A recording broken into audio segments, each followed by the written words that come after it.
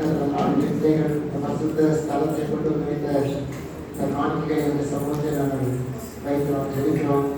சந்திரசேகர் செலுத்தின கவர் காணிக்கைக்காக, ரூத்தம்மா செலுத்தின கவர் காணிக்கைக்காக, ரூபன் செலுத்தின கவர் காணிக்கைக்காக, மணி செலுத்தின கவர் காணிக்கைக்காக, துரை அவர்கள் செலுத்தின கவர் காணிக்கைக்காக, பிஸ்கிலா அவர்கள் செலுத்தின கவர் காணிக்கைக்காக, முத்து செலுத்தின கவர் காணிக்கையை இந்த சமூகத்தை கொண்டு வருகிறோம். பிதாவாகிய தேவனே, இந்த பீடத்தில் இருக்கிற காணிக்கைகளை உங்களுடைய நாட்களில் தருகிறோம். இதை விட்டு நீங்கள் ஆசீர்வதித்து வசூல்படுத்தி சபைக்கு உழைத்து கூட நான் வருவேன். என்னுடைய பிள்ளைகள் கடந்த நாட்களிலே கஷ்டப்பட்டு உழைத்து சம்பாதித்து அவைகளை இந்த சமூகத்திலே காணிக்கையாக கொண்டு வந்திருக்கிறார்கள். தேவனை ஏற்றுக்கொண்டு இந்த வாரத்திலேயும் உங்களுடைய பிரயாசம், உங்களுடைய தொழில், உங்களுடைய வருமானம், உங்களுடைய வேலை, உங்களுடைய குடும்பம் எல்லாவற்றிலும் அந்த சமூகம் இருந்து அவளை ஆசீர்வாதமான ஒரு குடும்பமாய் அவளை மாற்றவே நாம் ஜெபிக்கிறோம். அதுபோல் உண்மையில் செலுத்தப்பட்ட நன்மை காணிக்கையை சமூகத்தை கொண்டு வருகிறோம்.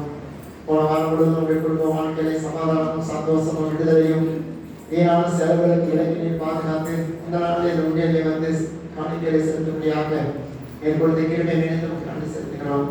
அன்றே இந்த காணிக்கையுடைய ஆசீர்வதியும் உண்மையில் காணிக்கையில் பிரசுத்தத்தால் தொடர்ந்து அவங்க குடும்பங்களிலே இந்த வாரத்திலேயும் தேவ சமாதானம், தேவ ஆசீர்வாதம், தேவனுடைய பாதுகாப்பு இருக்கட்டும். அவருடைய போக்குவரத்து பிரயாணங்கள் எல்லாவற்றையும் நாம மகிமைப்படுத்துவதற்கான ஸ்தோத்திரம். குழப்பங்கள் இல்லாமல் அவருடைய எந்த விதமான அவருடைய நீர் செல்வம் வராமல் பிள்ளைகளை பாதுகாத்து ஒரு குடும்பத்தை பரிபூர்ண சந்தோஷம் காணப்படும் தேவைதான். இந்த பீடத்தில் இருக்கிற காணிக்கையும் உடல் காணிக்கையும் ஆசீர்வதித்து கொடுத்தே ஒளித்தை பயன்படுத்தி கிருபைதான் வாழ்த்துக்கிறோம். பசுத்தத்தை கொடுக்கிறோம். வைகமையும் உண்டாகட்டும்.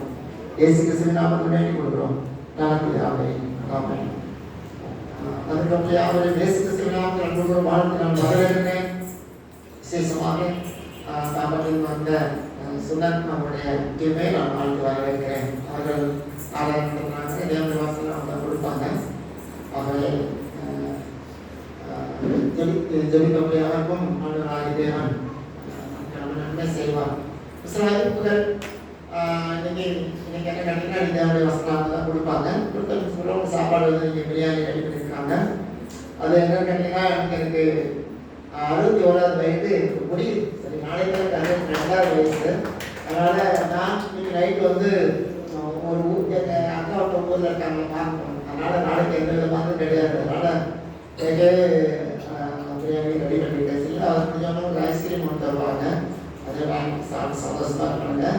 ஏன் பண்ணிக்கிறேன்க்கா சரிங்களா? இருக்கிற நாட்கள்லாம் ஆர்டர் தான் இருக்கணும், இல்லைன்னா போயிடணும். சரிங்களா? கொடுக்கப்பட்ட நாட்கள்லாம் கிருபிய நாட்கள். சரிங்களா? அதனால் கொடுத்த நல்ல சுகத்துக்காக ஆண்டுடைய பிடிக்க நல்லா கடத்தோடு தான் இருக்கேன். ஆஸ்பத்திரிக்கோ மாத்திரைக்கோ மருந்துக்கோ நம்ம ஒரு நாளும் பணத்தை நான் செலவழிச்சதே கிடையாது. சரிங்களா? அப்படிதான் நடத்திட்டு இருக்காரு. நடத்திட்டு இருக்காரு. அதனால உங்களுக்கு குடும்பம் சாப்பாடு இருக்கும். வீண் பண்ணாதீங்க சாப்பாடை. நீங்கள் நல்லா சாப்பிட்டு கேட்கும் அப்படின்னு நான் கேட்டுக்கொள்கிறேன். ஐஸ்கிரீம் வந்து ஐஸ்கிரீமும் அவங்க தம்பியை வச்சுருப்பாங்க. அவங்கள்ட்ட நீங்கள் வாங்கிக்கலாம். சரிங்களா? அவங்க கொடுப்பாங்க. சரிங்களா? இந்த வாரத்தில் அந்த நாளைக்கு இருக்க மாட்டேன். நாளைக்கு நான் ஃபுல்லாகவே இருக்க மாட்டேன். நாளைக்கு இரவு நான் வந்துடுவேன். இன்னைக்கு நான் மாலையில் போயிட்டு நாளைக்கு இரவு நான் கண்டிப்பாக வந்துடுவேன். சரிங்களா? நம்ம சிவக்கிழமை நீங்கள் எதாவது கைங்க மாட்டேன். அப்புறம் வெள்ளிக்கிழமை மாலை கூட்டங்கள் ஆசீர்வாதம் நடந்து கொண்டிருக்கிறது. ஆகவே என்னுடைய சேர்க்கேன் நான் பேசுகிறேன். சரிங்களா? வெள்ளிக்கிழமை மாலை கூட்டங்கள் நல்லபடியாக நடக்குது. 10 பங்கெடுக்கிற தேவ பிள்ளைகளுக்காக நான் அதிகமாக நன்றி செலுத்துகிறேன். அடுத்த ஞாயிற்றுக்கிழமை 9ஆம் மாதத்துடைய முதல் நாள். நீங்கள் பார்த்தீங்களா? யாரு சார் அம்மாவா? என்னாச்சு? விசாரிச்சா ஒன்றாவது. சரி, அதனால் வர ஞாயிற்றுக்கிழமை 9ஆம் மாதத்துடைய முதல் நாள். சரிங்களா? திருவிருந்து ஆராதனை. உங்களுக்கு தெரியுங்களா? திருவிருந்து ஆராதனை. அதனால் தயவுசெய்து குடும்பமாக பங்கெடுப்பீங்க. மற்ற நாளில் குடும்பம் பங்கெடுப்பாங்க. திருவிழா பங்கெடுப்பீங்க. அதனால் ஞாயிற்றுக்கிழமை நம்முடைய சபையினுடைய 9ஆம் மாதத்துடைய திருவிருந்து நாள். அதனால் தயவுசெய்து பங்கெடுத்து நீங்கள் கேட்டுக்கொள்கிறேன். வேறு ஏதாவது உங்களுக்கு டவுட்ஸ் இருந்தால் சர்ச்சை கேளுங்க. அதுக்குரிய விளக்கத்தை மறுபடியும் சுதன் குழந்தையை கொடுக்குறேன். அவங்க வந்து சாம் வந்து தேவனுடைய வசனம் போடுவோம். கரகத்துக்கு வாங்க.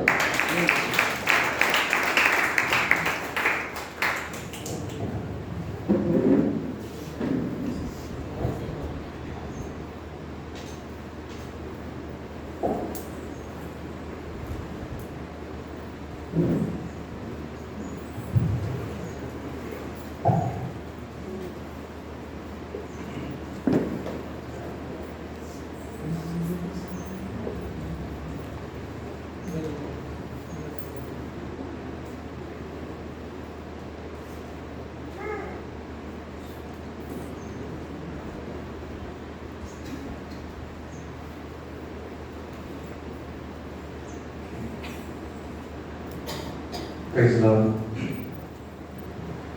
சந்தோஷமா இருக்கீங்களா? சந்தோஷமா இருக்கீங்களா இல்லையா?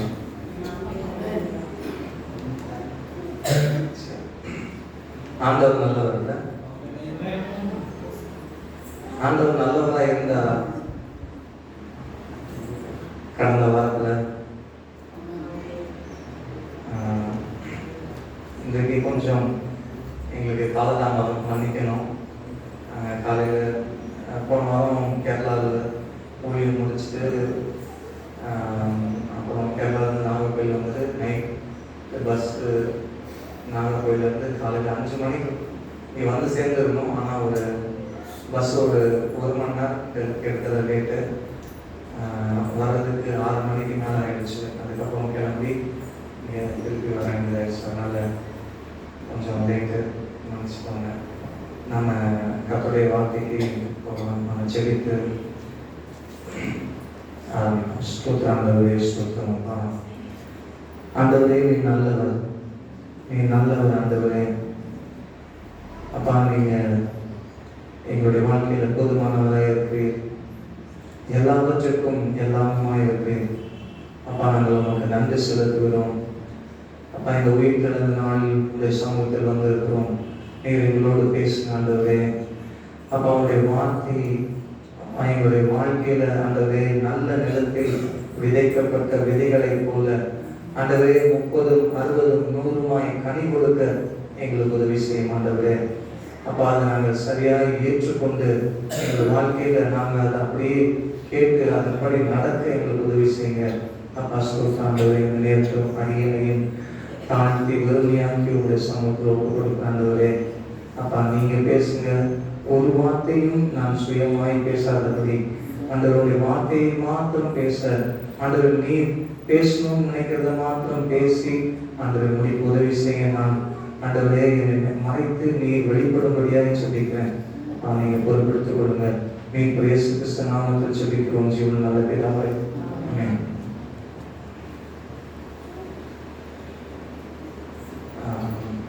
ஆரம்பத்தில் வேற ஒரு மெசேஜ் கொடுக்கணுன்ற ஒரு ஒரு எண்ணத்தோடு வந்தேன். ஆனால் வரும் பொழுது ஆண்டவர் வேறொரு காரியத்தை குறித்து பேசும்படியா எனக்கு உணர்வு தந்ததுனால எடுத்தவர்கள் வாசிக்கலாம்.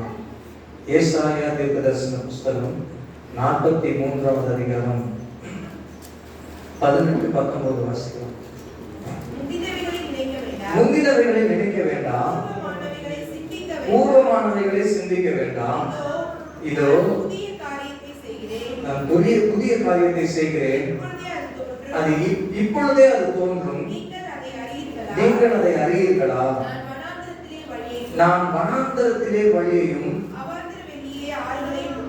அவாந்தர வழியிலே ஆறுகளையும் உண்டாக்குவேன். ஆண்டவர் நல்லவர். நம்முடைய லைஃப்ல பொதுவா நம்ம எதை நம்புவோம் சொல்லுங்க? நம்ம எதை நம்புவோம்?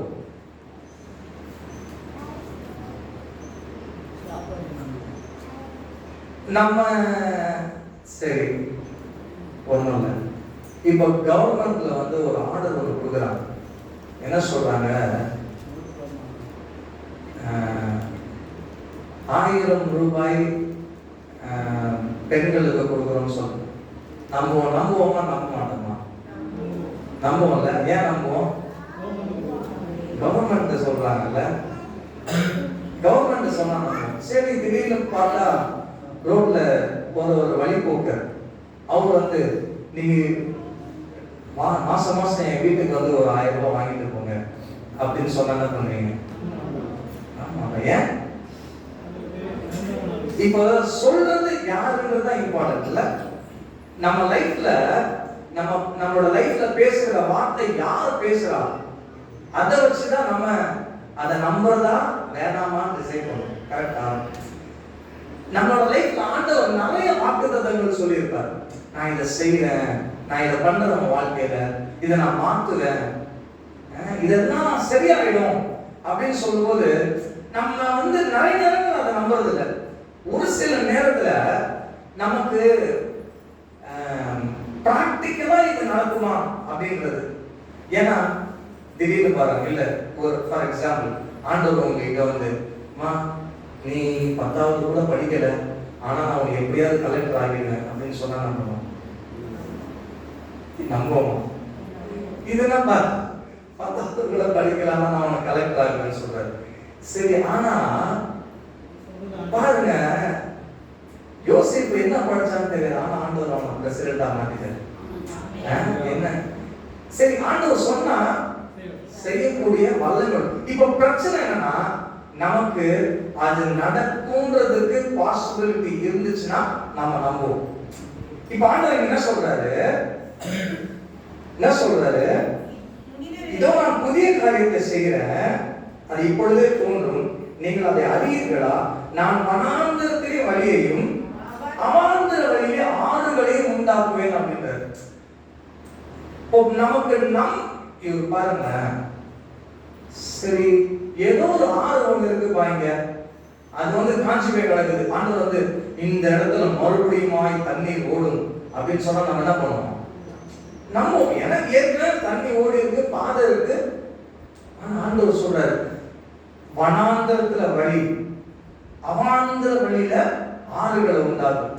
ஒரு சில நேரங்கள்ல நம்ம ஆண்டவர் சொன்னா கூட அது நடக்கக்கூடிய சாத்தியம் இருக்கா அப்படின்னா தான் நம்மளோட மனசு ஏற்றுக்கும், இல்லைன்னா ஏற்றுக்காது. ஆண்டவர் இன்னைக்கு நம்ம கிட்ட சொல்றாரு, இதோ நான் புதிய காரியத்தை செய்வேன். சரி, அதுக்கு முன்னாடி இப்ப நம்ம லைஃப்ல ஒரு பிரச்சனை இருக்கு. நம்ம பிரச்சனை என்ன தெரியுமா? அதுதான் இந்த வசனம் 18. முந்தினவைகளை நினைக்க வேண்டாம், பூர்வமானவைகளை சிந்திக்க வேண்டாம், இதோ நான் புதிய காரியத்தை செய்கிறேன். நம்மளோட லைஃப்ல நம்ம எப்படி ஒரு காரியத்தை நம்ம எழுதுறோம்னா, நம்மளோட லைஃப்ல நடந்த பாஸ்ட், இதுக்கு முன்னாடி நடந்துச்சுங்க என் வாழ்க்கையில நடந்த ஒவ்வொரு சம்பவங்கள் தான் நான் அடுத்தது ஆண்டவரை நான் நம்ப முடியுமா நம்ப முடியாதான்றது தீர்மானிக்கிறது. எது தீர்மானிக்குது? என் வாழ்க்கையில நான் கடந்து வந்த பாதை, ஆண்டவர் என்னை எப்படி நடத்தினார், ஒவ்வொரு பிரச்சனையில எப்படி நான் வந்தேன், இல்ல நான் தொடர்ச்சியாய் என் வாழ்க்கையில நான் ஃபெயிலியர்ஸ், அதாவது தோல்விகளையே பார்த்துட்டு இருக்கிறேன்னா, நான் எதிர்பார்க்கிறது நடந்துதா நடக்கலையா? இப்ப நடந்திருந்ததுன்னா என்னோட நம்பிக்கை அளவு வேற மாதிரி இருக்கும். ஒருவேளை என்னோட வாழ்க்கையில எல்லாமே நடக்காம நான் தோல்வியே பார்த்துட்டு வந்திருந்தேன்னா இப்போ நான் நம்புறது கொஞ்சம் கஷ்டம். என்னுடைய விசுவாசத்தின் அளவு எதை பேஸ் பண்ணிருக்குன்னா, என் வாழ்க்கையில நான் கடந்து வந்த பாதை, என்னுடைய அனுபவங்களை சார்ந்து நான் எதை நான் எக்ஸ்பீரியன்ஸ் பண்ணியிருக்கேனோ அதை தான் நான் இன்னும் ஒரு பொண்ணு ஒரு ஹோட்டல் போறீங்க, நல்லா சாப்பிட்டுருக்கீங்க, செம்ம டேஸ்டா இருந்த சாப்பாடு, அடுத்த தடவை நீங்க போகும்போது என்ன சொல்றீங்க? இந்த இடத்துல நல்லா இருக்குங்க சாப்பாடு, இந்த இடத்துல நல்லா இருக்கும். சரி, அதே நம்ம போயிருக்கிறோம், நல்லா இல்ல சாப்பாடு, அடுத்த தடவை இந்த தடவை சூப்பரா இருக்கும் அப்படின்னு போவோமானாங்க, நமக்கு அந்த நம்பிக்கை வராது. அது நம்ம நம்பிக்கை வரணும்னா நம்ம அனுபவப்பட்டுறோம், இல்லைன்னா நம்மளால நம்ப முடியாது. அதுதான் இப்ப இங்க பிரச்சனை என்னன்னா, என்ன சொல் வசனம் என்ன சொல்லுது? முந்தினவைகளை நினைக்க வேண்டாம், பூர்வமானவைகளை சிந்திக்க வேண்டாம், இதோ நான் புதிய காரியத்தை செய்வேன். இப்ப பிரச்சனை, ஆண்டவர் நம்முடைய வாழ்க்கையில நிறைய வாக்குத்தத்தம் கொடுக்கிறார். நான் இதை செய்வேன், நான் இதை மாற்றுவேன், உங்களுடைய வாழ்க்கையில இதோ புதிய காரியத்தை செய்வேன் அப்படின்னு சொல்லும் போது இவ்வளவு நாள் நம்மளுடைய எண்ணம் எங்க போகணும்னா, இதுக்கு முன்னாடி என்ன நடந்துச்சு, இதுக்கு முன்னாடி. சரி, ஒரு சில சம்பவங்களை பார்க்கலாம். நம்ம முதலாவது சங்கீதம் 137 1, 2, 3 வசனங்கள்ல 4 இதுல என்ன நடக்குதுன்னா, நாங்கள் உட்கார்ந்து அங்கே சீயோனை நினைத்து அழுதோம். அது நடுவில் இருக்கும் அழகு செடிகளின் மேல் எங்கள் கிண்ணறங்களை தூக்கி வைத்தோம். எங்கள் சிறை பிடித்தவர்கள் அங்கே எங்கள் பாடல்களையும் எங்களை பாராட்டினவர்கள் மங்கள கீதத்தையும் விரும்பி சீயோனின் பாட்டுகளில் சிலதை எங்களுக்கு பாடுங்கள் சொன்னார்கள். இது ஒண்ணும் இல்ல. இங்க என்ன நடக்குதுன்னா, இந்த இஸ்ரவேல் ஜனத்தை, அதாவது யூதா அந்த ராஜ்யம் பாபிலோனுக்கு சரிப்பட்டு போறாங்க. மொத்தமா இஸ்ரவேல் முற்றிலுமாய் அழிக்கப்பட்டுச்சு. இவங்க சரிப்பட்டு போன இடத்துல பாபிலோன்ல இருக்கும்போது அவங்க சொல்றாங்க, எங்களுக்கு டைம் பாஸ் ஆகலப்பா, நீ கொஞ்சம் உங்களோட கடவுளோட பாட்டெல்லாம் பாட அப்படின்னு நாங்க எல்லாரும் தாங்க முடியல. உடனே யோசிக்கிறாங்க, அங்க சீயோனை நினைச்சு அழுகுறாங்க. எங்களோட பழைய காலம் எப்படி இருந்துச்சு, நாங்க எப்படிலாம் வாழ்ந்தோம், எங்க ராஜ்யம் எவ்வளவு பெரிய ராஜ்யம், நாங்க எங்களோட செல்வம், எங்களோட சீர், எங்களுடைய ராஜ்யத்தை பார்க்கிறதுக்கு அநேக தேசத்திலிருந்து பார்த்துட்டு, ஐயோ இஸ்ரவேல் இவ்வளவு பெரிய தேசம் பார்த்துட்டு போனாங்களே, அப்படிப்பட்ட தேசம் இன்றைக்கு ஒன்றும் இல்லாமல் அழிஞ்சு போச்சு.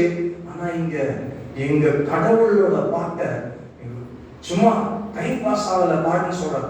நான் பழைய யோசிச்சு பாக்குறேன்.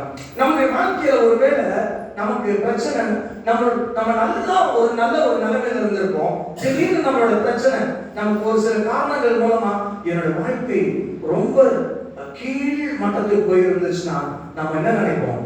மனசை பத்தி யோசிச்சு பார்ப்போம்.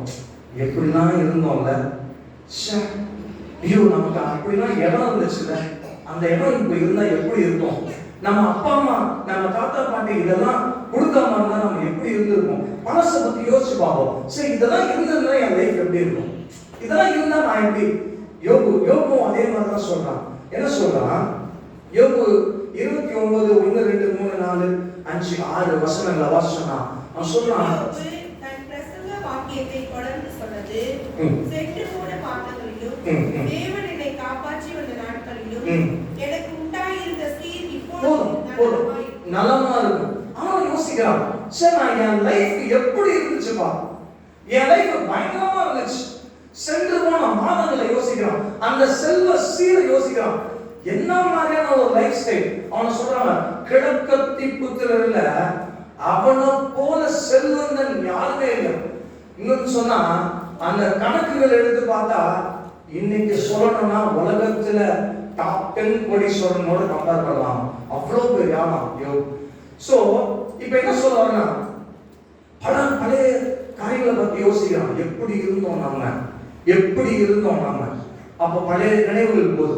இப்போ இது நமக்கு பிரச்சனை. ஆண்டவர் இன்றைக்கு பேச போற காரியம், ஒருவேளை என்னோட வாழ்க்கை ஆரம்பத்திலிருந்தே பிரச்சனை, ஆரம்பத்திலிருந்தே எனக்கு என்னோட வாழ்க்கை மாறல, நான் ஜெயம்ன்ற ஒரு பகுதிக்கே வரல, என்னோட வாழ்க்கை தோல்வியாவே இருக்கு, நான் முயற்சி எடுத்திருக்கேன், ஆனா என்னோட முயற்சி ஒன்றுமே அது வெற்றியில முடியவே இல்லை அப்படின்ற ஒரு நிலவரத்தில் இருக்கும்போது நம்ம என்ன நினைக்கணும்? ரெண்டு விதம் தான், ரெண்டே விதம். ஒன்று, என்னோட வாழ்க்கை நல்லா இருந்து என் வாழ்க்கை கெட்டு போயிருக்கணும். இன்னொன்னு, என் வாழ்க்கையில நன்மையே நான் பார்க்காம இருந்திருக்கணும். இந்த ரெண்டு சூழ்நிலை தான். நம்ம நல்லா இப்போ இருக்கிறோம்னா நம்ம எதை பத்தி யோசிக்க மாட்டோம்? கஷ்டத்தை பத்தி யோசிக்கவே மாட்டோம். கரெக்டா? நம்ம நல்லா இருக்கிறோம், நம்ம கஷ்டத்தை பத்தி யோசிப்போமா? நல்லா இருக்கும்போது ஐயோ என்னடா வாழ்க்கைலாம் பிரச்சனை, இவ்வளவு பிரச்சனை யோசிக்க மாட்டோம். அதுக்கு டைமே இருக்காது. பழசை பத்தி யோசிக்கணும் அவசியம் இல்லை. ஏன்? நான் நல்லா இருக்கிறேன்ல. சரி, இப்போ ஒரு மனுஷனோட வாழ்க்கையில இயேசு கிறிஸ்து செய்த காரியத்தை தான் நம்ம தியானிக்க போகிறோம். அதுதான் இன்றைக்கு நம்மளோட தியான பகுதி. யோவான் எழுதின சுவிசேஷம் 5வது அதிகாரம் 1வது வசனத்திலிருந்து வாசிக்கிறோம். யோவான் எழுதின சுவிசேஷம் அப்பொழுது இயேசு எருசலேமுக்கு போனார்.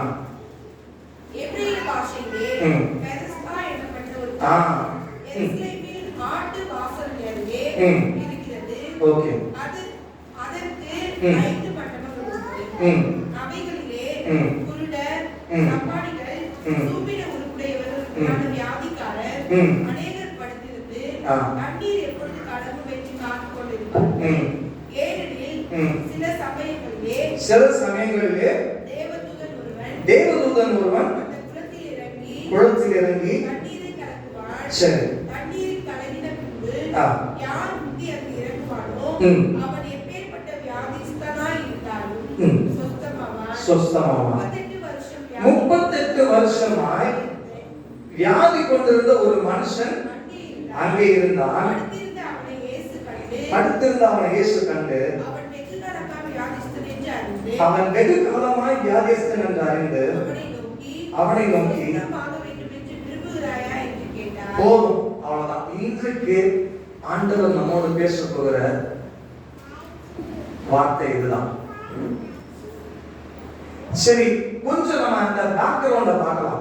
இந்த மனுஷனோட பேக்ரவுண்ட் பார்க்கலாம். நம்ம இங்க என்ன நடக்குது? இந்த சம்பவம் பாருங்க. ஒருத்தர் 38 வருஷமா வியாதிகளோட இருந்திருக்கான். 38 வருஷம். இயேசு கிறிஸ்து எனக்கு தெரியல. ஆனா இதுல இந்த சம்பவம் ஆரம்பத்திலே யோவான் எழுதியிருக்கிறார். 5வது அதிகாரத்துல இந்த சம்பவத்தை எழுதியிருக்கிறார். ஆனா இது எப்போ நடந்திருக்கும் அப்படிங்கிறது ரொம்ப தெளிவா இல்லைனாலும், ஆனா ஒரு காரியம் நம்ம புரிஞ்சுக்க முடியும். இயேசு கிறிஸ்து தன்னுடைய ஊழியத்தை ஆரம்பிச்ச ஆரம்ப கட்டத்துல இது நடந்திருக்கும். யோவான் முதல்ல எழுதுறதுனால நான் சொல்றேன். அதே மாதிரி முதல் அற்புதத்தை யார் சொல்லியிருக்கா? இயேசு கிறிஸ்து செய்த முதல் அற்புதத்தை யார் சொன்னது? யோவான் தான் சொல்லியிருக்காரு. அப்போ இதுவும் முதல்ல இடம் பெற்று. சரி, இங்க பாருங்க. 38 வருஷம் ஒருத்தர் வியாதியோட இருந்திருக்கான். இயேசு கிறிஸ்து ஊழியத்துக்கு வரும்போது என்ன வயது? 30 வயசு. 30 வயசு. அப்போ இவன் வியாதிஸ்த சீனியர். எதுல? வியாதியில. இயேசு கிறிஸ்து 30 வருஷம் தான் ஆகுது. 30 வருஷம் இல்ல 31 வருஷம் இருந்திருக்கலாம். இவன் இயேசு கிறிஸ்து பிறக்கிறதுக்கு முன்பாகவே இவன் வியாதி உள்ளவன் தான். சொல்றாங்க. என்ன சொல்றாங்கன்னா, இந்த பெதஸ்தா, இந்த குளம் இருக்கு பாத்தீங்களா, இது எங்க இருக்குன்னா, இது இருக்கிற இடத்துக்கும் இயேசு கிறிஸ்து வாழ்ந்த இடமும் ரொம்ப கிட்ட இருந்த பகுதி தான். எனக்கு ஆச்சரியம். மனசுல நான் யோசிக்கிறேன். நான் இதை பத்தி யோசிக்கும் போது என்னோட மனசுல தோன்றதுன்னா, பாருங்களேன், ஒருத்தர் எனக்கு நன்மை செய்யணுன்றதுக்காக ஒரு இடத்துக்கு வந்திருக்கிறேன். நான் நன்மை செய்யணுன்றதுக்காக ஒரு இடத்துக்கு வந்திருக்கிறேன். ஆனா எனக்கு நன்மை செய்ய எனக்கு பவர் இருக்கு, எனக்கு எல்லாமே இருக்கு. ஆனா இப்ப என்னால அவனுக்கு அதை செய்ய முடியல. அது எவ்வளவு வேதனையா இருக்கும் பாரு. மனுஷன் இப்ப என்கிட்ட பல கோடி ரூபாய் சொத்து இருக்கு. ஆனா நான் கொடுக்கிற ஒரு 1000 ரூபாயில ஒரு மனுஷனோட வாழ்க்கையே மாறிடும் அப்படின்னா, இப்போ என்கிட்ட இருக்கிற முழு பணமும் நான் உதவி செய்யணுன்றதுக்காக தான் வச்சிருக்கிறேன்னா, அப்ப அதை என்னால கொடுக்க முடியல. அந்த 1000 ரூபாய் கொடுக்க முடியலன்னா என்னோட இது எப்படி இருக்கும் தெரியுமா? அவன் வேதனைப்படுறத எனக்கு நான் இதை யோசிச்சு பார்க்கிறேன். இயேசு கிறிஸ்து எப்படி 30 வருஷம் வெயிட் பண்ணியிருப்பார்? இவன் வியாதியில இவன் சீனியர். யாரு? இயேசு கிறிஸ்து பிறந்ததற்கு 8 வருஷத்துக்கு முன்னாடி இவன் வியாதி ஆரம்பிச்சது. தெரியல, பிறந்ததுல நான் அந்த வியாதி உள்ளவனா இருந்தானா தெரியாது, சொல்லப்படல. ஆனா சொல்லுது 38 வருஷம் ஒரு வியாதி. இயேசு கிறிஸ்து பார்த்திருப்பாரு. அந்த இடம் போகும்போது வரும்போதெல்லாம் நான் பார்த்திருக்கலாம். ஆனா இப்ப ஒரு கேள்வி கேட்கிறாரு. என்ன கேட்கிறாரு? சொஸ்தமாக வேண்டும் என்று விரும்புறியா? சரி, இந்த மனுஷனை பார்க்கலாம். இப்ப கேள்வி என்ன? இயேசு கேட்டாரு. இயேசு கிறிஸ்து என்ன கேட்கிறாரு? சொஸ்தமாகணும்னு விரும்புறியா? இப்ப என்ன சொல்லிருக்கணும்? இவனோட பதில் என்ன வார்த்தைக்கணும்? சொஸ்தமாகணும்னு சொல்லிருக்கணும். சொஸ்தமாகணும். அவனோட பதில் என்ன? படிப்போம். அதுக்கு வியாதிஸ்தன், ஆண்டவரே, தண்ணீர் கலக்கப்படும் போது ஒருவரும் இல்லை, நான் போகிறதற்குள்ளே வேறொருவன் எனக்கு முந்தி இறங்கி விடுகிறான். சரி, இப்போ இந்த சூழ்நிலையை நம்ம கொஞ்சம் யோசிச்சு பார்க்கலாம். ஒருத்தன் 38 வருஷம் அங்க இருந்திருக்கிறான். 38 வருஷம்.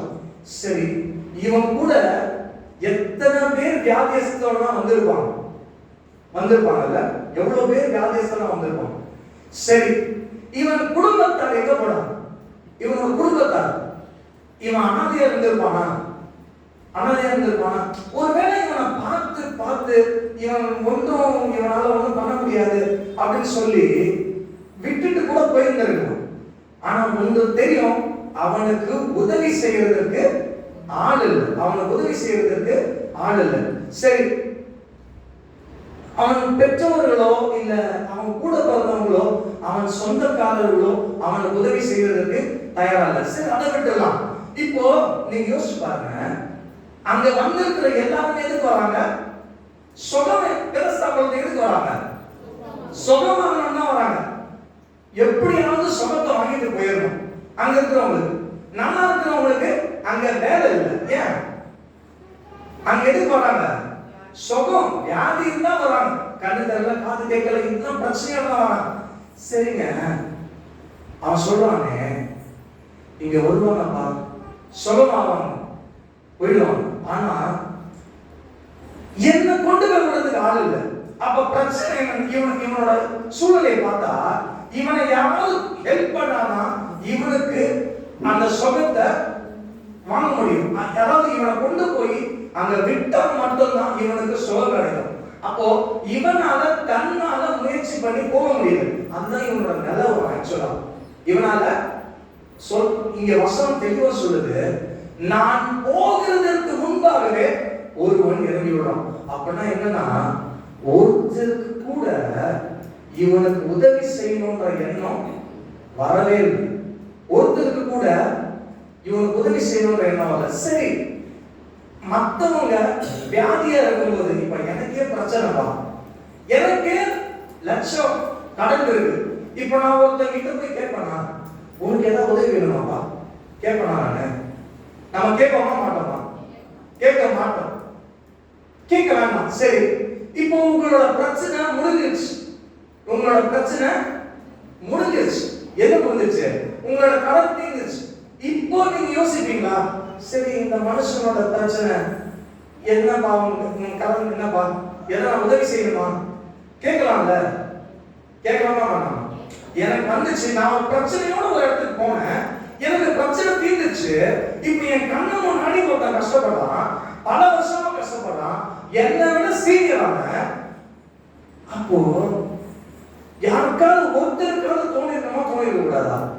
ஒரே ஒரு ஆளுக்காவது, என் முன்னாடி ஒருத்தர் வேதனை படுறான், நான் போய் எனக்கு பிரச்சனை இருக்கு, சரி நான் எங்க சுகமாகணும், எனக்கு சுயநலம், எனக்குள்ள சுயநலம் இருக்கு, நான் சுகமாகணும் போயிடுறேன். நான் சுகம் ஆயிடுச்சு. இப்ப நான் வெளியே வரும்போது அங்க ஒருத்தருக்கு நான் யோசிச்சு பாருங்க, ஒருத்தர்கிட்ட கூட அவன் பிரச்சனை சொல்லாம வந்திருப்பான். 38 வருஷம் ஒருத்தன் ஒரு இடத்துல இருக்கான், அங்க இருக்கிற ஒருத்தர்கிட்ட கூட அவன் பிரச்சனையை சொல்லாம வந்திருப்பான். அவன் சொல்லாம வந்திருப்பான் நினைக்கிறீங்களா? சொல்லிருப்பாங்க. சரி, ஒருத்தருக்கு கூட அவனுக்கு உதவி செய்யணும்னு எண்ணம் வரலையா? ஒருத்தருக்கு கூட. இதை நான் ஏன் சொல்றேன், நீங்க பாருங்க, இயேசு கிறிஸ்து அவன்கிட்ட வந்து கேட்கிறாரு, சொஸ்தமாகணும்னு விரும்புறியா? இது என்னப்பா கேள்வி? இது ஒரு கேள்வியா? இல்ல, நீங்க உயிருக்கு போராடிட்டு இருக்கீங்க ஹாஸ்பிட்டல்ல, எப்படியாவது பொழைச்சிடணும். உங்களுக்கு டாக்டர் வந்து, என்ன நீங்க சுகமாகணும்னு நினைக்கிறீங்களா அப்படின்னு கேட்டா எப்படி இருக்கு? இல்ல, டாக்டர் கேட்டா நீங்க என்ன சொல்லுவீங்க? அப்போ என்னத்துக்கு ஏன் இங்க வந்து பார்த்துக்கிறாரு? இல்ல, இது ஒரு கேள்வியா? இவனோட என்ன பாருங்க, உடனே சொன்னான், நான் அவன் பழசு யோசிக்கிறான். என்ன சொல்றான்? இல்லைங்க,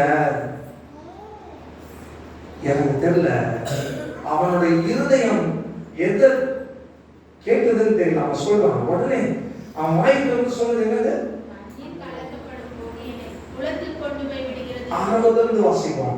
அதற்கு வியாதியஸ்தன், ஆண்டவரே, தண்ணீர் கலக்கப்படும் போது என்னை குளத்தில் கொண்டு போய் விடுவதற்கு ஒருவரும் இல்லை, நான் போகிறதுக்கு முன்னே வேறொருவன் போயிடான். சரி, உங்ககிட்ட என்னப்பா கேட்டாரு? உங்ககிட்ட என்ன கேட்டாரு? உனக்கு சுகம் வேணுமான்னு கேட்கிறாரு. நீ என்ன சொல்லணும்? எனக்கு சுகம் வேணும்னு சொல்லணும். இவன் எங்க போறானா? அவனோட எக்ஸ்பீரியன்ஸ் சொல்றான். என்ன சொல்றான்? இல்ல, எனக்கு சுகம் வேணும். அதுக்கு முன்னாடி தெரிஞ்சுக்கோங்க, என்ன தெரிஞ்சுக்கோங்க, நான் தண்ணீர் கலக்கப்படும் போது நான் உள்ள போறேன். உள்ள கடைசியில எனக்கு கிடைக்கல. ஏன்னா முதல்ல போய் இறங்குறவனுக்கு தான் சுகம். இப்ப நான் கேட்கிறேன், எனக்கு பிரச்சனை, நான் இன்னொருத்தர் பரவாயில்லப்பா உன் பிரச்சனை சரியானா போதும் அப்படின்னு நினைச்சு போவேனா? யாரும் போக மாட்டோம்ல. அவனோட பிரச்சனை அதுதான். அவனோட பிரச்சனை யாரும் உதவி செய்யல. அதான் உண்மை. ஏன்னா அங்க இருக்கிறவனே பிரச்சனை தான் இருக்கான். சரி, இப்ப இயேசு கிறிஸ்து வந்து கேட்கிறாரு, என்ன கேட்கிறாரு? சுகமாகணும்னு விரும்பிய. ஏன் கேட்டிருப்பாரு? ஏன் இதை கேட்டிருப்பாரு? ஏன் இதை கேட்டிருப்பாரு இயேசு கிறிஸ்து? சொல்லுங்க, ஏன் கேட்டிருப்பாரு? சுகமாகணும்னு விரும்புறியா? ஏன் கேட்டிருப்பாரு? அப்படியா? விசுவாசத்தை பார்த்தாருன்ற மாதிரி அவன் சொல்லல. ஆனா ஒரு வார்த்தை சொல்லுது, அவன் கேட்டால் அவன் பழைய காரியங்களை பேசுறான், உதவி செய்யறதுக்கு யாரும் இல்லை. சரி, எனக்கு தாகம் நான் வந்து நிற்கும் போது உனக்கு தண்ணி வேணுமான்னு கேட்கறது நியாயமான கேள்வியா? நியாயமான கேள்வியா? எனக்கு தெரியும் உங்களுக்கு தாகத்துக்காக வந்து நிற்கிறேன், நான் தண்ணி கொடுக்கறதா என்னோடது. ஆனா இயேசு கிறிஸ்து கேட்கிறாரு,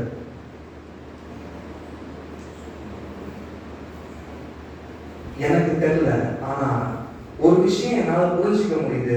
ஒரு விஷயம் என்னால புரிஞ்சுக்க முடியுது. அவன் கிட்ட இந்த கேள்வியை கேட்கிற ஒருத்தர் வரமாட்டாங்கன்னு ஒருவேளை 38 வருஷம் வெயிட் பண்ணிருக்கணும். 38 வருஷம் என் கூட வந்தாங்க, என் சொந்தக்காரன் எவனாவது ஒருத்தர் வந்து, எப்பா நீ இவ்வளவு நாள் இங்க இருக்கிறியப்பா, நீ உங்க வீட்டுக்கே நான் பார்க்க முடியல, இல்ல இவ்வளவு நாள் கஷ்டப்படுறியே, நீ என்னப்பா நான் உனக்கு ஏதாவது உதவி செய்யணுமா அப்படின்னு ஒருத்தர் கேட்டிருப்பானான்னு சொல்லி 38 வருஷம் நான் கவலைப்பட்டிருக்கோம். சரி, இவன் கூட வந்தாங்க, கூட இருந்து வியாதியஸ்தனா இருந்து உள்ள இறங்கி சுகத்தை வாங்கிட்டு பின்னாடி வரும்போது இவனை கடந்து போகும்போது ஒருத்தன் வந்து இவன்கிட்ட, எப்பா நான் உனக்கு ஏதாவது உதவி செய்யணுமா, நீ சொந்தமானு நினைக்கிறல்ல, நிறைய ஹெல்ப் பண்ணணுமான்னு ஒருத்தன் கேட்டிருக்கணும்னு சொல்லி அவன் பல வருஷம் வெயிட் பண்ணிருக்கான். இயேசு கிறிஸ்து வந்து அவன்கிட்ட கேட்கிறார், சுகமாகணும் விரும்புறியா? இந்த கேள்விக்காக அவன் நிச்சயமாய் பல வருஷம் வெயிட் பண்ணிருக்கான். பல வருஷம். ஒருத்தன் கேட்டிருந்தான்னா, ஒரே ஒருத்தன் அவன் கிட்ட இந்த கேள்வி கேட்டிருந்தான்னா அவனுக்கு பல வருஷத்துக்கு முன்னாடி இந்த சூழ்நிலை மாறிக்குமா இருக்காதா? ஒருவேளை அவன் கூட பிறந்தவங்களோ இல்ல சொந்தக்காரனோ, எப்பா நீ சுகமாகணும்னு நினைக்கிறியா சொன்னா என்ன மாதிரி சொல்லிருப்பான்? ஆமாப்பா எனக்கு உதவி செய்யணும். என்ன பண்ணிருப்பான்? உதவி செஞ்சிருப்பான். இல்ல அங்க இருக்கிறவன் கூடவே இருந்தவன் எத்தனையோ நாள் அங்க சொல்லப்படுது, தூதன் கலக்கும் போது எவன் முந்தி இறந்தானோ அவன் விடுதலையா. சரி, இங்க உட்கார்ந்து இருக்கிறாங்களே, இவன் யார்? இவனோட பிரச்சனை எத்தனை பேர் நீங்க சொல்லியிருப்பான்? அங்க எல்லாம் வந்து 5 நிமிஷத்துக்கு ஒரு வாடி அங்க தூதன் கலக்கல. தூதன் திடீர்னு வந்து ஒரு நாள் கலக்குவான். கலக்கும் போது முன்னாடி யார் இறங்கினாலோ அவங்களுக்கு தான் விடுதலை. சரி, அங்கதான் வாழ்றான். எத்தனை பேர்கிட்ட பேசியிருப்பான், எத்தனை பேர்கிட்ட சொல்லியிருப்பான், எப்பா நான் வந்து 30 வருஷம் ஆச்சுப்பா, நான் வந்து 35 வருஷம் ஆச்சு, எப்படியாவது உள்ளே இறங்கணும்னு நினைக்கிறேன், ஆனா முடியல, யாராவது முன்னாடி இறங்கிடுறாங்க, எப்படியாவது நான் இறங்கணும்னு நினைக்கிறேன், ஆனா யாராவது ஒருத்தர் வந்துடுறாங்க. எத்தனை பேர்கிட்ட சொல்லியிருக்கோம்? ஒரே ஒரு ஆள் கூட அவங்கிட்ட வந்து, நான் உதவி செய்யணுமா, இல்லை உங்களுக்கு நீ சொந்தமானு நினைக்கிறியா அப்படின்னு கேட்டுருவான். இயேசு கிறிஸ்து வந்து கேட்கிறாரு. இப்போ ஒரு பிரச்சனை என்னன்னா, இவனுக்கு சொந்தமாகணும், ஆனா இவனுக்கு தெரிஞ்சது ஒரே ஒரு வழி. என்ன வழி? குளத்துல இறங்கணும். இப்ப குளத்துல இறங்கணும், அதுதான் அவனுக்கு தெரிஞ்ச வழி. இப்ப என்ன சொல்றான்? ஆமா, எனக்கு அதை சொல்றதுக்கு முன்னாடி எனக்கு உதவி செய்யறதுக்கு யாருமே இல்லை. இப்ப இவனோட ஐடியா என்ன ஆகுதுன்னா, என்ன குளத்துல இறக்கணும். ஆமா, ஆண்டவர் குளத்துல இறக்கி விட்டாரு. குளத்துல இறக்கல. ஒரு சில நேரங்கள்ல நம்முடைய பிரச்சனைகளை நம்ம யோசிக்கும் போது நமக்கு ஒரு எண்ணங்கள் இருக்கும். எப்படின்னா, எனக்கு ஆண்டவர் இப்படிதான் விடுதலை தரப்போறாரு, என் வாழ்க்கை இப்படிதான் மாறப்போகுது, இல்லை இதை செஞ்சாதான் என்னோட வாழ்க்கை மாறும், என் பிரச்சனை மாறும் அப்படின்னு சொல்லி நான் ஒரு விதமான என்னுடைய அறிவுல நான் பல காரியங்களை யோசிக்கிறேன். என்னுடைய அறிவு ஒன்று சொல்லுது இல்ல, என் அறிவு ஒன்று சொல்லுது என்னன்னா, எப்பா நான் படிச்சு இதை செஞ்சு இதை பண்ணா நான் பெயராயிடுறேன், இல்லப்பா நான் சம்பாதிச்சு நான் சேர்த்து வச்சு நான் என்ன பண்ணுவேன், இதை செஞ்சிருவேன், இதை பண்ணாதான் என்னுடைய வாழ்க்கை மாறும், இதை செஞ்சாதான் என்னோட வாழ்க்கை மாறும். இப்போ எனக்கு உதவின்னு ஒருத்தன் வந்து கேட்டா நான் என்ன சொல்லுவேன்? என்னுடைய அறிவுக்கு என்ன தோணுதோ அதான் நான் சொல்லுவேன். இங்க ஆண்டவருடைய வார்த்தை சொல்லுது, இதோ நீங்கள் முந்தின நிலைகளை யோசிக்க வேண்டாம், பூர்வமான நிலைகளை சிந்திக்க வேண்டாம், ஆனால் நான் இதோ புதிய காரியத்தை செய்கிறேன். அது எப்படி இருக்கும் சொல்றாரு ஆண்டவர். எப்படி இருக்கும்ன்றாரு? எப்படி இருக்கும்ன்றாரு? வனாந்தரத்திலே வழியையும் அவாந்தர வழியிலே ஆறுகளையும் உண்டாக்குவேன் அப்படின்றாரு. அப்படின்னா இங்க என்ன சொல்றாருன்னா, சகோதரா, நீ விடுதலை வேணும்னு நினைக்கிறல, விடுதலை வேணும்னு நினைக்கிறல, ஆனா நான் விடுதலை கொடுக்கறது தான் வந்திருக்கிறேன். ஆனா நீ நினைக்கிற மாதிரி இல்லை, நீ நினைக்கிற மாதிரி இல்ல. உன்னோட அறிவு சொல்லுதுல, இது நடந்தாதான் என் வாழ்க்கை மாறும், இது நடந்தாதான் என் வாழ்க்கை மாறும். ஆண்டவராக இயேசு கிறிஸ்துவுக்கு அந்த குளத்தை சுத்தி தூதனை அனுப்பி குளத்தை சுத்த விட்டு இவனை முன்னாடி இறக்கிறதுக்கு அவருக்கு எவ்வளவு நேரம் ஆயிருக்காரு? 5 நிமிஷம் ஆயிருக்காரு. நடந்திருக்காரா? என்னென்ன காரியங்களும் பண்ணார். யார் எப்ப இறங்கி வரா? வானத்துல இருந்து தேவதூதர்கள் இறங்கி வந்து ஒரு பணிகளை செய்யறாங்க. மோசே எலியாவும் இறங்கி வர்றாங்க. இதெல்லாம் பண்ணுவதற்கு 38 வருஷம் ஒருத்தன் கஷ்டப்படுறான். அவன் என்ன சொல்றான்? குளத்துக்கு கலக்கும் போது நான் முதல்ல இறங்கணும். அவருக்கு அதை பண்ணிக்க முடியாதா? அவர் திடீர்னு சரிப்பா ஒரு தூதனை அனுப்பி அந்த குளத்தை சுத்த விட்டு இப்போ போய் இறந்து போ அப்படின்னு சொல்லிட்டு இருக்கணும். ஆனா ஒரு சில நேரங்கள்ல அவர் நம்ம நினைக்கிற மாதிரி அவர் செயல்படுறது. நமக்கு ஒரு அறிவு இருக்குல்ல, நமக்கு ஒரு ஞாபகம் இருக்குல்ல, ஆண்டவர் எனக்கு இப்படிதான் விடுதலை கொடுப்பார், ஆண்டவர் எனக்கு இப்படிதான் நன்மை செய்வார், ஆண்டவர் என்னோட வாழ்க்கையை இப்படிதான் மாற்றுவார், இதை செய்தால்தான் என்னுடைய வாழ்க்கை மாறும் அப்படி நம்ம ஒரு அறிவுல ஒரு விதமான சிந்தையில இருக்கிறோம்ல. ஆண்டவர் அப்படி செயல்படுறதில்லை. ஆண்டவர் அப்படி செயல்படுறதில்லை. என்ன அவர் என்ன சொல்றாரு? நான் வனாந்தரத்திலே வழியையும் அவாந்தர வழியிலே ஆறுகளையும் உண்டாக்குறேன். இப்ப ஆண்டவர் ஒருத்தரோட வாழ்க்கையில ஒரு காரியத்தை சொல்றாருன்னா, அவருக்கு நம்ம நினைக்கிற அந்த அப்படிப்பட்ட வழிகள் அவருக்கு தேவையில்லை. நம்ம நிறைய நேரங்கள்ல ஆண்டவர் அப்படிதான் நினைக்கிறோம். என்ன தெரியுமா? எனக்கு இது நடந்தாதானே இது நடக்கும், எனக்கு இது செஞ்சா இப்படி ஒண்ணு நடந்தாதானே என் வாழ்க்கை மாறும், இல்லை எனக்கு ஆண்டவர் இதை கொடுத்தாதான் நான் இதை செய்ய முடியும். நம்ம நிறைய நேரங்கள்ல அப்படிதான் நினைக்கிறோம். யோசேப்போட வாழ்க்கையில ஆண்டவர் சொன்னார், நான் உன்னை உயர்த்த போறேன், நான் உன்னை உயர்த்த போறேன், உன்னோட சகோதரர்கள் எல்லாம் உன்னை வணங்குவாங்க, உன்னோட தகப்பனும் தாயும் சேர்ந்து உன்னை வணங்குவாங்க. சரி, அப்ப இவனுக்கு என்ன நினைச்சிருப்பான்?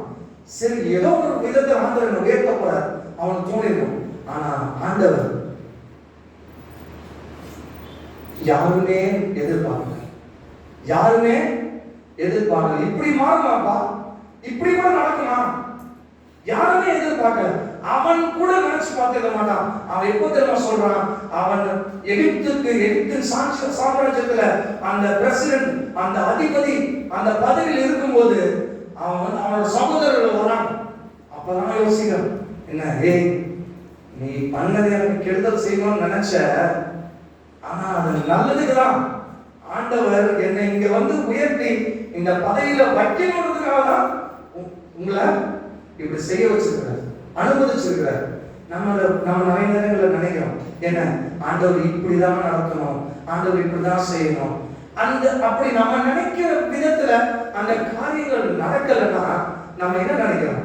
ஆண்டவர் எதுவும் செய்ய மாட்டேங்கிறாருப்பா, ஆண்டவர் எதுவும் செய்ய மாட்டேங்கிறார், எந்த சூழ்நிலையும் மாறல, எந்த பிரச்சனையும் மாற மாட்டேங்குது. ஆனா நம்ம நினைக்காத வழியில அவர் செயல்படுகிறார். அவன் நினைச்சு கூட பார்த்துக்க மாட்டான். இவன் வந்து உன் படுக்கையை எடுத்துக்கொண்டு எழுந்து நட அப்படின்னு சொல்லுவாரு. அவன் மைண்ட்ல கூட தோணிருக்காது. அதனால அவன் சொல்றான், இப்ப எனக்கு தேவை ஒண்ணு, எனக்கு விடுதலை வேணும், எனக்கு சொசம் ஆகணும். ஆனா இந்த குளத்தை இறங்குறதுக்கு ஒருவனும் எனக்கு உதவி செய்யல. நான் இத்தனை வருஷம் முயற்சி பண்ணிருக்கேன், ஒருத்தர் கூட எனக்கு உதவி செய்யல. இப்ப நீங்க கேக்குறீங்கல்ல, நீங்க உங்களால என்னை போட்டு உள்ள விட முடியுமா? அப்படிதான் அவனோட எண்ணம் இருந்தது. அப்படிதான் அவனோட எண்ணம் இருந்திருக்கும். இப்ப பாருங்க, அனந்தர வாசல்ல இருக்கிற ஒரு முடவன் இப்ப யார் வராது? பேதுரு யோவான் வரான். பார்க்கலாம், எப்பா ஏதாவது பிச்சை பண்ணணும், ஏதாவது எனக்கு நல்லது செய்யணும். அவங்க என்ன சொல்றாங்க? வெள்ளிய பொண்ணு என்கிட்ட இல்லை, ஆனா வேற ஒருத்தர் இவருக்கு வேறதே வேணும், சரி இவங்க வேற ஏதோ கொடுக்க போறாங்க. இவங்க வெள்ளிய பொண்ணும் இல்லாம புதுசா ஒரு ஸ்பெஷல் ஐட்டம் வச்சிருக்காங்கன்னு நினைக்கிறேன், நம்ம கொடுக்க போறாங்கன்னு நினைச்சிருந்தது. அவங்க என்ன சொல்றாங்க? இயேசு கிறிஸ்து நாமத்தினால எழுந்து நட. நிறைய நேரங்கள்ல நமக்கு ஒரு எண்ணம் இருக்கு, நம்ம ஒரு விஷயத்த இப்படிதான் நடக்கணும்னு நம்ம டிசைன் பண்ணி வச்சிருக்கிறோம். ஆனா அவர் அந்த இயேசு கிறிஸ்து ஆண்டவர் அந்த வழியில அவர் செயல்படுறதில்லை. நம்ம நிறைய நேரங்களில் டிசப்பாயிண்ட் ஆகுறதே இதனால்தான். ஏன்னா இன்னைக்கு இது நடக்கணும், நாளைக்கு இது நடக்கணும், நாளைக்கு இது நடக்கணும், அடுத்த மாசம் இதை செய்யணும், அடுத்த வருஷம் இதை செய்யணும். இப்படி நம்ம ஒரு சில பிளான் பண்ணிட்டே இருக்கோம். எதுக்கு? நமக்கு ஆண்டவர் ஒன்று சொன்னார்ல, ஆண்டவர் ஒன்று செய்யணும்னு சொன்னார்ல, அதை செய்யணும்னா அதுக்கு நம்ம இப்படிலாம் பிளான் பண்றோம். ஒரு சில நேரங்கள் அது நடக்கிறது இல்லை. அப்பனா என்ன பண்ணணும்? ஆண்டவர் எவ்வளோ சொன்னார், இதை செய்யறேன்னாரு, அதை செய்யறேன்னாரு, இதை பண்றேன்னாரு, அதை பண்றேன்னாரு. ஆனா எதுவுமே நடக்கல. நான் எவ்வளவு முயற்சி பண்ணேன், நான் இதை செஞ்சு அதை சாதிக்கணும்னு நினைக்கிறேன், இதை பண்ணி நான் இதை முடிச்சிடணும்னு நினைக்கிறேன், இப்படிதான் நான் சம்பாதிச்சு நான் இதை கட்டிடணும்னு நினைக்கிறேன், இதுல நான் விடுதலை வாங்கிடணும்னு நினைக்கிறேன், இதை நான் பெரிய ஆகணும்னு நினைக்கிறேன், இதுல சாதிக்கணும்னு நினைக்கிறேன், இதுல சக்சஸ் ஆகணும்னு நான் நினைக்கிறேன். ஆனா நான் என்ன முயற்சி பண்ணாலும் அது நடக்கல. ஏன்னா இப்ப பிரச்சனை என்னன்னா, என்னுடைய மூளை எனக்கு என்னுடைய அறிவு என்ன சொல்லுதோ இப்ப நான் அதை பார்த்துருக்கேன். இப்படிதான் ஆண்டவர் செய்யும், இப்படிதான் ஆண்டவர் செய்யும், இப்படிதான் ஆண்டவர் நடத்தணும். ஆனா ஆண்டவர் சொல்றாரு, நான் வனாந்தரத்திலே வழியிலும் அவாந்தர வழியிலே 6 வழியை உண்டாக்குகிற கர்த்தர் அப்படின்ற. அப்படின்னா என்ன அர்த்தம்? அப்படின்னா என்ன அர்த்தம்? இங்க பாரு, நீ பார்க்கிற விதத்துல நான் ஒரு வேலையை பார்க்கறது இல்லை.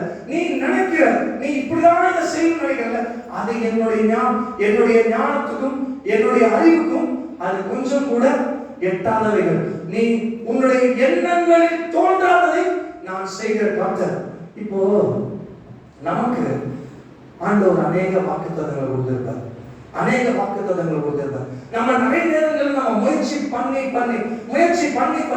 நம்ம தோத்துருக்கோம். ஆனா ஒரு காரியத்தை யோசிச்சு பாருங்க, ஆண்டவர் நிறைய காரியங்களை நம்முடைய வாழ்க்கையில அவர் சொன்னதை செய்திருப்பார். ஆனா நம்ம நினைச்ச விதத்துல அது நடந்திருக்காரு, நம்ம எதிர்பார்த்த விதத்துல அது நடந்திருக்காரு. ஆனா அது எப்படி நடந்திருக்கும்? அவர் எப்படி பிளான் பண்ணாரோ அப்படி நடந்திருக்கும். சரியா இல்லையா? நடந்திருக்குமா இல்லையா? எத்தனையோ காரியங்கள் நம்ம ஆண்டவரோட வாழ்க்கையில செய்திருப்பார், நம்ம அதை பெற்றிருக்கோம். இப்ப நமக்கு பிரச்சனை என்னன்னா, நம்முடைய சொந்த எண்ணங்கள், சொந்த அறிவுகளுக்கு நம்ம நிறைய நேரங்கள்ல நம்ம அதுக்கு அதையே நினைச்சு இப்படிதான் செய்யணும், இப்படிதான் பண்ணணும் அப்படின்னு சொல்லி நம்ம யோசிக்கிறோம்ல, அதையே நினைச்சு நம்ம செயல்படுறோம்ல, அதுதான் எங்க பிரச்சனை. அந்த விதத்துல நம்ம செயல்படுறதே இல்லை. அங்கதான் நிறைய டிசப்பாயின்மெண்ட், அங்கதான் நம்ம டிசப்பாயிண்ட் ஆகும். அங்கதான் ஆண்டவர் செய்யறது இல்லை, ஆண்டவர் எதுவும் பண்றது இல்லை. நான் எடுக்கிற எல்லா முயற்சிகளிலும் தோல்வியே வருது. நான் எது நினைச்சாலும் அது நடக்க மாட்டேங்குது. நான் ஒவ்வொரு ஸ்டெப் நான் ஏதோ ஒரு வகையில் நான் போராடி நான் ஜெயிக்கணும்னு நினைக்கிறேன், ஆனா அது நடக்கல. ஏன்னா ஆண்டவர் அந்த வழியில உங்களுக்கு செய்யணும்னு அதை பிளான் பண்ணல. இந்த 38 வருஷம் வியாதி படுக்கையில் இருந்த மனுஷனுக்கு தேவை என்னன்னா, அந்த குளத்துல இறக்கி விடுறதுக்கு ஒரு ஆள் வேணும். ஆனா ஆண்டவராகிய இயேசு கிறிஸ்து அவனுடைய வாழ்க்கையில விடுதலை கொடுக்கணும்னு நினைச்சிருக்கிறார், அதற்காக தான் வந்திருக்கிறார். ஆனா அவன் நினைக்கிற விதத்துல இல்ல, அவன் எப்படி வேணும்னு நினைக்கிறானோ அந்த விதத்துல அவர் கொடுக்கறது இல்லை. அவருக்கு ஒரு வழி உண்டு. அவர் என்ன சொல்றார்? நீங்கள் காற்றையும் பார்க்க மாட்டீர்கள், நீங்க மழையும் பார்க்க மாட்டீங்க, ஆனா வாய்க்கால்களை நிரப்ப நான் வல்லமையுள்ளவராக இருக்கிறேன். அந்த வழியில அவர் நம்முடைய அறிவுக்கு எட்டாத விதத்துல அவர் செயல்படுகிறார். அநேக நேரங்கள்ல நம்முடைய வாழ்க்கையில நம்ம தவறான ஒரு புரிதல்ல, தவறான ஒரு எண்ணங்கள் நம்முடைய அறிவினால நம்ம ஆண்டவரை தவறா புரிஞ்சு கொண்டு நம்ம சோர்ந்து போய் ஆண்டவர் முறுமுறுத்து ஆண்டவருக்கு நம்ம வழிவிலகி அநேக நேரங்கள்ல ஆண்டவர் துதிக்க வேண்டிய நேரத்துல, நன்றி செலுத்த வேண்டிய நேரத்துல நம்ம சோர்ந்து போய் உட்கார்ந்து ஆண்டவரோட நாமத்தை ரொம்ப நம்ம துக்கப்படுத்தி இருக்கோம். நம்ம அநேக நேரங்களில் துக்கப்படுத்தி இருக்கோம். ஒன்றை மாத்திரம் ஆண்டவர் சொல்றாரு, இன்றைக்கு நீங்க முந்தினவைகளை யோசிக்கிறது, பூர்வமானவைகளை சிந்திக்கிறது, இதோ நான் புதிய காரியத்தை செய்யணும், அது இப்பொழுது தோன்றும். ஆனா நான் யாருன்னு நீங்க தெரிஞ்சுக்கணும், நான் யார் எப்படிப்பட்டவர், அது மறுபடியும் வாசிக்கலாம். ஏசாயா 43வது அதிகாரம். பூர்வமானவைகளை சிந்திக்க வேண்டாம். இதோ நான் புதிய காரியத்தை செய்கிறேன், அது இப்பொழுதே அது தோன்றும், நீங்கள் அதை அறியீர்களா? நான் வனாந்திரத்திலே வழியையும் அவாந்தர வழியிலே ஆறுகளையும் உண்டாக்குவேன். இப்ப நீங்க ஒரு விஷயம் நீங்க தெரிஞ்சுக்கணும். என்ன தெரிஞ்சுக்கணும்னா, நான் வனாந்திரத்துல வழியை உண்டாக்குறேன். எங்க நீங்க இது காரியம் இது நடக்காது, இது சாத்தியம் இல்ல, இப்படி நடக்கிறதுக்கு பாசிபிலிட்டி இல்ல நீங்க நினைக்கிறீங்களோ, அந்த வழியில நான் செயல்படுகிற கர்த்தர்ன்றதை நீங்க உணரணும் அப்படின்னு ஆண்டவர் சொல்றாரு. அவர் பாருங்க, முதல்ல என்ன சொல்றாரு? முந்தினது யோசிக்காது, பழச நினைக்காது, நடந்து போனதை விட்டுருங்க, நான் புதிய காரியத்தை செய்யறேன். ஆனா நீங்க உன்னை தெரிஞ்சுக்கணும். நீங்க உன்னை தெரிஞ்சுக்கணும். என்ன தெரிஞ்சுக்கணும்னா, நான் வனாந்திரத்துல வழியை உண்டாக்குறேன். நான் நீங்க நடக்காது, நீங்க எதை முடிவு பண்றீங்களோ அந்த இடத்துல இருந்து நான் செயல்படுகிற கர்த்தர் அப்படின்னு சொல்றாங்க. நம்ம நிறைய நேரம் இல்ல, வாய்க்கால்ல தண்ணி வரணும்னா நாம் என்ன நினைப்போம்?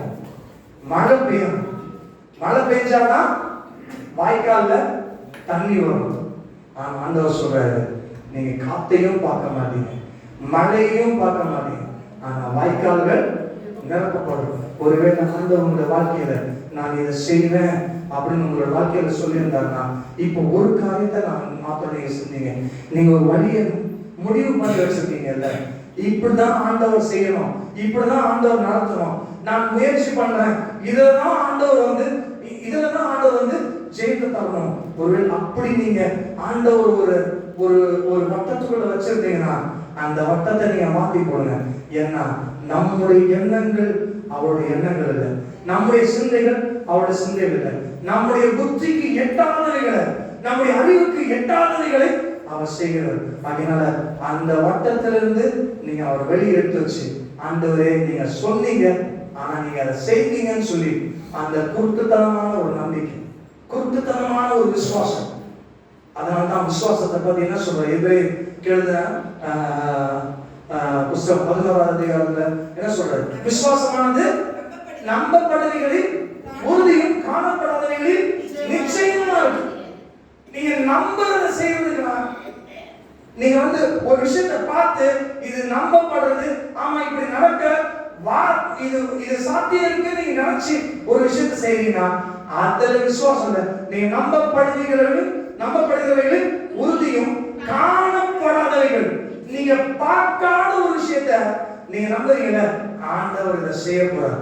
அதுதான் விசுவாசம் சொல்றாரு. ஒருவேளை உங்களுக்குள்ள உங்களோட அறிவுல நீங்க யோசிச்சு இப்படி ஆண்டவர் செய்யணும், அப்படி ஆண்டவர் செய்யணும், அப்படி செய்யாத பட்சத்துல ஆண்டவர் எதுவும் செய்ய மாட்டேங்கிறார், என் வாழ்க்கை மாற மாட்டேங்குது, எனக்கு ஜெயம் இல்ல, எனக்கு வெற்றி இல்ல, நான் எடுக்கிற ஒவ்வொரு முயற்சியும் தோல்வி அப்படின்னு சொல்லிட்டு இருக்கீங்கன்னா, இன்றைக்கு அது ஆண்டவர் சொல்ற, ஆண்டவரே என்னுடைய புத்தியில, என்னுடைய அறிவுல, என்னுடைய வட்டத்துல நான் ஒருவேளை உங்களை அடக்கி வைக்கிறேன்னா, ஆண்டவர் இப்பொழுதே அதை என்னை விட்டு எடுத்து போடுது.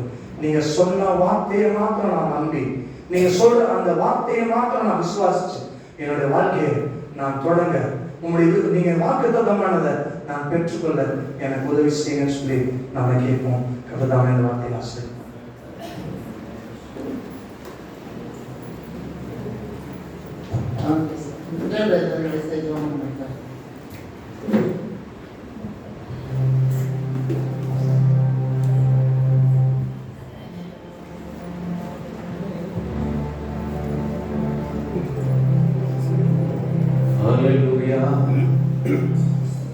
தேவன் நல்லவராக இருக்கிறார். ஆமென். முதலில் நினைக்க வேண்டும், பூர்வமானதை சிந்திக்காதீங்க. கர்த்தர் புதிய காரியத்தை வாழ்க்கையில் செய்ய போகிறார். மோசையோடு கூட ஜனங்கள் வனாந்திரத்தில் எகிப்திலிருந்து 40 வருஷம் பயணத்தில் ஒருவருக்காக எகிப்தில் இருந்திருக்குமானால் எங்கள் நல்ல சுடுகாடு கிடைச்சிருக்கும், சாப்பாடு கிடைச்சிருக்கும். இந்த வனாந்திரத்தில் கொண்டு வந்து கொல்லுறதுக்காக கொண்டு வந்தீங்கன்னு சொல்லி தண்ணீருக்காகவும் அப்பத்துக்காகவும் போராடினார்கள். பக்தன் சொல்லுகிறார், முதினவைகளை நினைக்காத, பூர்வமான சிந்திக்காத, புதிய காரியங்கள் செய்வேன் என்று சொல்லியிருக்கிறார். ஹல்லேலூயா. முந்தின வயதை நினைக்க வேண்டாம்,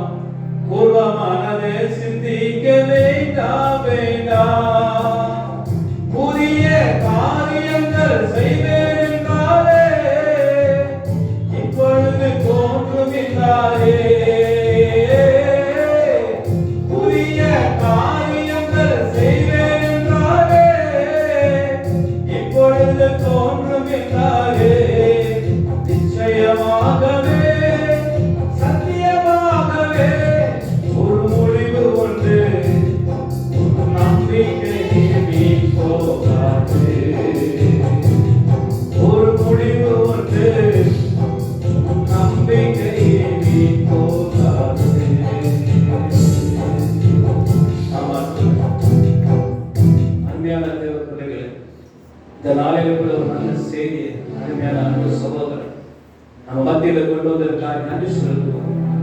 நீ பழைய காலத்தை நினைச்சு பார்க்காத, நீ கடந்த கால வாழ்க்கை நினைச்சு பார்க்காத.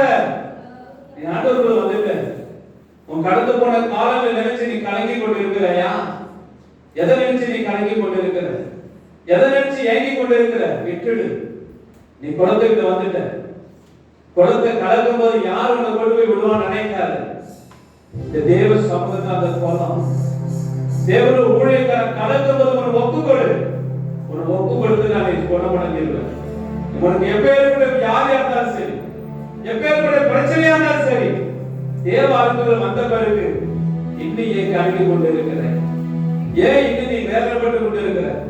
தேவ சமூகத்தில் உன்னை ஒப்பு கொடுத்து தன்னை அர்ப்பணிச்சு ஆண்டவர் வாழ்க்கையில புதிய காரியங்களை செய்ய போகிறார். அது இன்னைக்கு வாழ்க்கையில தோணும், இன்னைக்கு வாழ்க்கையில நடக்கும். நீ விசுவாசிப்பையானால் தேவனுடைய மகிமை இந்த நாளில காண முடியும். ஆண்டவர் நீ கொடுத்த வார்த்தைக்கு நன்றி செலுத்துகிறோம். ஆண்டவரே, வந்திருக்கிற ஒவ்வொரு பிள்ளைகளையும் ஆசீர்வதிக்கும் நாங்கள் சொல்லிக்கிறோம். இந்த பிள்ளைகள் ஒவ்வொரு கொஞ்ச நினைக்காமல் பூர்வமானது சிந்திக்காமல் புதிய காரியத்தை செய்வது சொன்னீரே.